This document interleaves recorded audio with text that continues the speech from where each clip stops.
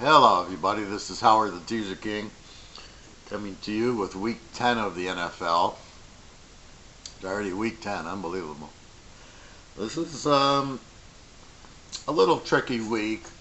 You've got some big numbers, which I don't normally like to play. I don't like to normally lay over 3 in a teaser in the pros because it's not like college. They don't run it up. They're not trying to get ratings and move up in the standings and get they're the number one team or the number 5 team. It doesn't matter in the pros. You just win your division. You could win it with 4 losses. Doesn't matter. And yes, of course, you want home field advantage. There's a few teams that I'm looking at that need the game. Like a Dallas needs the game. Teams like Cincinnati, Tennessee, they both need it. Basically in the AFC, all the Pittsburgh 6 wins, New England 6 wins, they both need it for the 1 seed. In the NFC, I mean, you got New Orleans, Carolina needs it. It's all basically the first and second teams need it. Teams like Dallas might need it a little bit more because they're a couple games behind Philly. Like Philly probably doesn't need it. They're like 8-1 and they're ahead by a couple of games. But I think they're not as pressing as the team like Dallas, 5-3. They're fighting for the wild card. They're fighting to win the division. So you start looking at that at this point of the year. So this week, Teaserking has real strong college lock, which you can still get, and a 17-unit, I think it's a 17-unit college lock and a 15-unit pro lock. Huge pro lock going this week. Absolutely love it. It's what you're looking for. I got the right team at the right spread. So that's all I can say. Buy the locks, buy the pros, either one. The special, you can buy the month of pro for $200. You can buy the whole thing for the month for $250, or just buy the week, whatever you're comfortable at. But again, it's each week's independent, and you just keep going.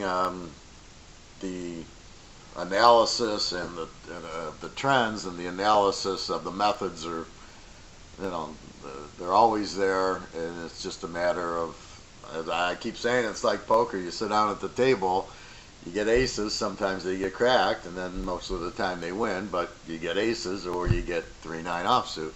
This is a good week. In the pros, I got about 5 or 6 really solid games. Like I said, I have the big lock. I advise buying the locks at least this week, where you can put them together. You can play a 4-team teaser with them. And it's huge to play these 3 and 4-team teasers because the odds. In college, William Hill, no odds. So it's, you bet 100, you win 100. Pros, it's I think 11.5 to 10 at William Hill. Like I said, 12 to 10 at Caesars and 13 to 10 at the Venetian. So you want to stay away from the Venetian when making your bets. Caesars is okay. MGM, I think, is 12 or 13 to 10. I think their odds are. It's like, when I tell them I'm teaser and I'm teaser king and I do teasers, and people go, "Oh, you can't win at teasers," then why are the casinos so scared of them? Why are they? Now it's 13 to 10. They make it even money and say, "Go bet them. You can't win at them." But no, they raise the odds to 13 to 10. They don't want the action. So. It's all, what I'm doing is picking individual teams, and I'm trying to match strengths. When I get a lock, it's because I got 2 teams that I really like, and I lock them. If I really like one, but I can't find a second to lock, I'll put that team in at least 2 or 3 teasers, which is what I've been doing. But this week, plenty of college and the pro. So this is a good week to bet the lock and the strong bets in the pros. Let's go with, I'll give you 2 games. Let's go Detroit versus Cleveland. The spread's down to 10.5.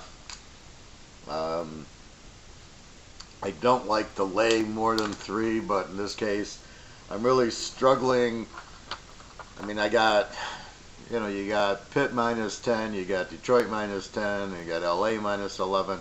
You got three big spreads going against Indy and Cleveland and LA against Houston. So Houston without their quarterback. So it's hard. You bet them, but you can't bet them too aggressively because of the line.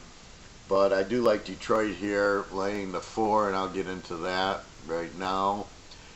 This year in a teaser, Detroit is 7-1 in a teaser, 4-0 at home. They've only been a home favorite once, but they did win it. Cleveland, of course, as we all know, as a road dog, 0-3, bet against 3-0, bet against overall 8-0. So you bet against Cleveland 8-0, you bet Detroit 7-1. It just shows you Detroit has been covering, they've been playing well. They still can't run the ball, but they're a pretty good defense, and the quarterback will score. Cleveland has no quarterback, and they're terrible on the road, so I don't see a whole lot from Cleveland. Let's go back to 2016. Detroit now is 6-1 as a home favorite, 11-1 at home, including as a dog, and 20-5 the last 25. And the funny part with Detroit is they're 7-0 against as a home favorite and 4-1 against as a home dog. So they're 11-1 if you take them and 11-1 if you're against them, which is kind of shows you they play fairly close games. But that's the beauty. See, this is the whole beauty of the teaser. If you bet Detroit at home in a teaser, you're going to win it. You're 11-1 if you take them. You're 11-1 if you're against them. So the key is, who are they playing? In this instance, they got Cleveland. Well, let's look at Cleveland. Cleveland in a teaser, 12-12 as a road dog, 5-6. Here we go against Cleveland, 11-0 as a road dog, 23-1 against in a teaser. The one loss was they were a home dog, and they must have been getting 15 points and only lost by 7 or something like that, because they haven't won a game in a long time. So they're 23-1 against. That's 96%. That's really the reason of this play. We're going against Cleveland. The spread's a little high, but for some reason coming down. And again, that's the beauty of the teaser. The spread's coming down for the regular bettor, right? You know, oh, it's over 10. I'm going to take the dog. There's no rhyme or reason for it. But here, in a teaser, now you see Detroit, 6-1 is a home favorite, 11-1 at home, 20-5. So only laying 4.5, I think, is a very good play for Detroit. Let's go back to 2015. Detroit's 9-2 as a home favorite, 16-4 at home. Cleveland 17-2 bet against road dog, 89%, 35-5 bet against overall. So you can see Cleveland, they've covered twice as a home dog, twice as a road dog. They're just a terrible team, and it's a good team to bet against. Let's quickly look at the stats. Detroit scores 25 a game, gives up 24. It's about what they are, and they're a +1. Cleveland only scores 15 a game, gives up 25, is a -10. So that's about what the spread is. It's the 11, which you can see is the difference. Again, you get a -4.5. A weak defense for Cleveland. Detroit should put a lot of points on, and Detroit's defense, I think, is better than the 24 when they're healthy. So basically, there you go. Detroit -4.5, I think, is solid. And the second play, we're going to take, let's go with the Rams over Houston. I think this spread's 10.5 or 11 also. Again, I don't really love laying this number, but when I look at the stats, I really like the Rams here. Obviously, Tom Savage is terrible, so again, I'm betting against no quarterback. In the Detroit one, Cleveland doesn't have a quarterback, and here, Houston doesn't have a quarterback. If Watson was playing, this would be a lock over, because Watson scores points, LA scores points, but So if you look at it in an over-under term, you got the Rams going to score and Houston can't score. So it's just a matter of, I can't really go over. I can't trust Houston to score. Can't go under because the Rams score a lot. But if the Rams score a lot and Houston can't, then it's a Ram bet. That's kind of how you want to look at it. Now let's look at the numbers first. The Rams, now here's what's deceiving and why. Look at the numbers. The Rams score 33 a game and give up 19. It's a plus 14. And Houston now is deceiving because Houston scored with Watson. They're 28 and they give up 26. But without Watson, they're probably more like a 10 and a 26. So it's very deceiving if you use Watson's stats. So being the teaser king, I know let's take the Watson stats out. And Houston's not going to score a lot. But the key is they give up 26 without Watt, without Mercevich. They just don't have the defense. I mean, it's not like their defense is giving up 10 a game. See, here's where you look at the numbers and go, wow, the defense is different. It's not as strong. They're giving up 26 a game. And that's the key to this bet. The Rams score 33 against Houston, who gives up 26.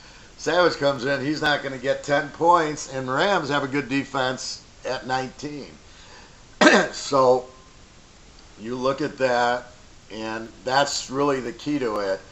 It always comes down to the quarterback, right? I mean, you got Brady, he can come back. You got Rodgers, he can come back.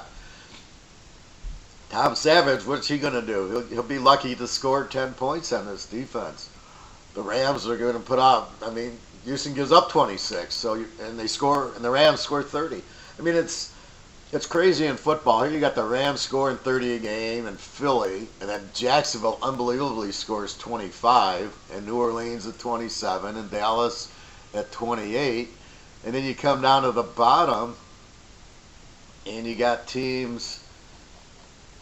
You've got like Miami scoring 14, Cleveland scoring 14, the Niners 15, the Giants 16, the Bengals 16, and the Bears 16. And oh, by the way, the worst teams are Cleveland and San Francisco and Arizona and Indy, all the teams that don't even score 20 points a game. The Bears, the Giants. So the Giants and the Niners have one win between them, and the reason is the Niners score 16 a game, the Giants score 16 a game. Cleveland, the worst team in the league, scores 14-9. So it's very simple when you look at the numbers what's going on. Here's teams that can't score, and they have weak defenses. The Browns give up 25, the Niners 26, the Giants 26. And then you got teams like, see, and here's the key to it. Now you see the Rams average 33. Now I remember the first week of the year they scored like 40 on Houston, I think. Well, no, they couldn't have. They're playing Houston. Maybe it was Indy. And they put up like a 40, and you're going, well, that's skewing the numbers. But now you've got 9 weeks of numbers, and they're averaging 33 still. So even that 40 is not, it's pretty much really what happened. So basically that's what you're looking at. If I go into the teaser numbers, I don't see a whole lot because the Rams are changing. The Rams are 1-2 as a home favorite. They're 6-2 versus the number this year, which is good. I mean, they lost as a home favorite to Seattle with a great defense. That's not what you have here. And again, it's kind of how I'm looking at college. I'm kind of going against a weak defense, obviously in Houston, who you would think is a strong defense. But when you look at the numbers, they're giving up 24 a game. They're not a strong defense. So that's what you're looking for. So an explosive team against a weak defense. They should score plenty of points. And Houston, their trends, like they're 3-0 as a road dog, but that's with Watson in the game. So with Watson, you might bet Houston here. Without Watson, you got Savage. No points. They're not going to cover. So here's where you kind of ignore the trends. This is why I'm not just a robot where I look at the trends and go, they're 10-0, I'm going to bet them. There's so much. You've got to look at the injuries. You've got to look at, do they need the game? The Rams need the game because Seattle won. They're 6-2. Seattle's 6-3, but Seattle beat them. And they got to play Seattle again. Now, again, without Richard Sherman, and I don't know what else with the secondary. It's going to be tough, but basically, um, so basically the Rams need the game, and they're the better team. And Houston would need the game, but again, with Tom Savage, I mean, when you see these weak quarterbacks, that's where you bet against them because they can't score. And once you got a team that can't score versus a team that can score, just, I can see the Rams winning by about 14 points here. I hate laying the 10 or 11 that the Rams are laying. Don't get me wrong. So you cut it to 5, but in this instance, I feel pretty comfortable at they'll win by a touchdown, as I feel pretty comfortable the Lions will win by a touchdown. The Lions get behind or the Rams get behind, they can score and come back, and they both have very good defenses, which makes this a very good bet because the Rams will shut down Houston. So it's not the way you get upset is the other defense and they score a lot of points, right? They score, the quarterback gets hot and they put up 14 on them, and now you're the favorite and you're down 14-0 and you're fighting back, and the defense can play you for pass, and that's how you lose. But if you have a good defense, you're probably not going to get behind.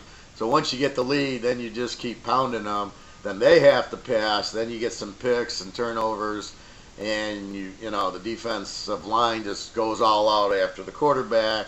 You can't play action pass, and there you go. Let me go through some teaser trends for 17. Doing what I do best. Detroit, like I said, 7-0. Philadelphia is 9-0 in a teaser. Buffalo is 7-1 in a teaser. The Jets are 8-1 in a teaser, and San Diego is 7-1 in a teaser. Betting against, so when they're in the teaser, I go the other way. Bet against Tampa 7-1, Atlanta 7-1, the Giants 7-1, Cincinnati 7-1, Cleveland 8-0, Miami 7-1. And Denver 7-1. So this tells you that certain teams are very poor. Are very poor at the very weak teams you bet against. The only team in there that's like somewhat good, I would say, is maybe Atlanta, but they're faltering, and Denver, who now doesn't have a quarterback, and their defense is not 15 a game anymore either. If you look at Denver's defense, it's all the way down to, they're giving up 25 a game also.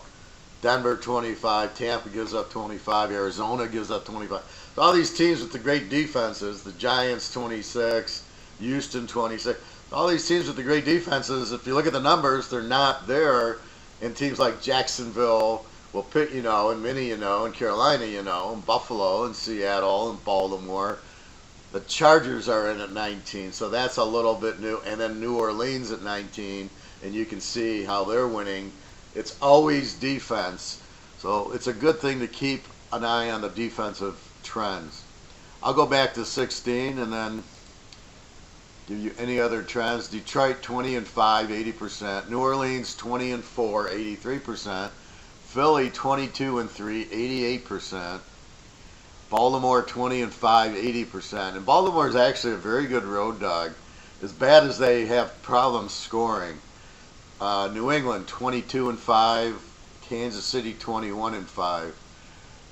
Bet against Chicago 19-5, Frisco 20-5, the Giants 20-5, Cleveland 23-1, and San Diego 19-5. So if you just I want to bet a teaser, it's who's Cleveland playing, and then maybe you take Philadelphia, and there you go, and you got 96% trend and an 88% trend, and that's my point when I'm making these teasers.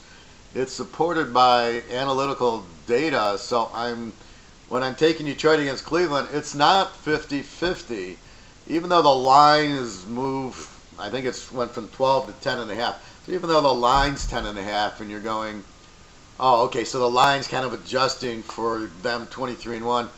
No, the line is a straight line, not a teaser line. So therefore, when Vegas makes the line, which makes the betting even, not the game even, So they're trying to get it over 10 to get Cleveland action. But in the teaser, it still brings it down to 4. This probably should be a 17-point line, would be my idea. Detroit by 17, the Rams probably by close to 20, would be the real line of what makes the game even. So you're getting a betting line, which they don't want to make it too high. So, because they want Detroit action. So if they make it 20, they won't get anybody betting on Detroit. Everybody will bet on Cleveland. So it's too high. They don't want all the Cleveland action, even though, even though Detroit might win by 20, they don't want $1 million on Cleveland and 0 on Detroit. All right, everybody. So again, I have a huge lot going in college today. I have a huge lot going in the pros, and a few other strong plays, as well as video plays I just gave you are very strong plays. So www.teaserking.com, again, sign up for the week, get the locks, get the pros. I've been much better on the pros the last few weeks now that I get a better idea that the Rams are good and Houston's not without their quarterback, and Cleveland still stinks, but Jacksonville's better.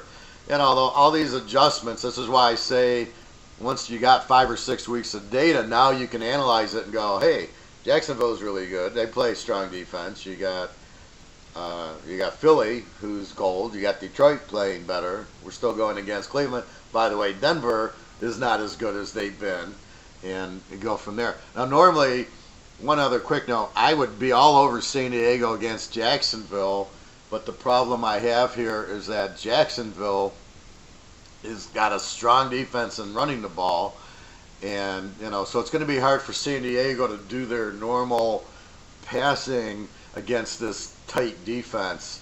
So I'm not playing that game.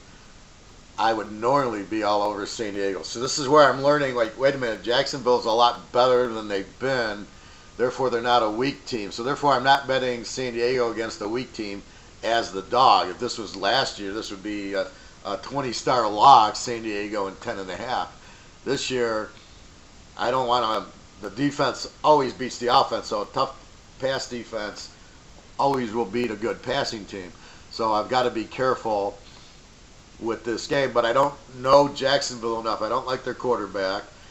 They're going to run Fontenot, but San Diego's got a fairly good defense. This is almost an under game, which I can't believe with San Diego I would even be thinking that, but they beat Denver 21-0, so I'm just saying I think this is more of an under game than it is San Diego and 10.5, but that would have been my bet 9 times out of 10 is San Diego and 10.5. All right, everybody, good luck to you. Have a great weekend. www.teaserking.com. Detroit and the Rams are the plays. Have a nice weekend.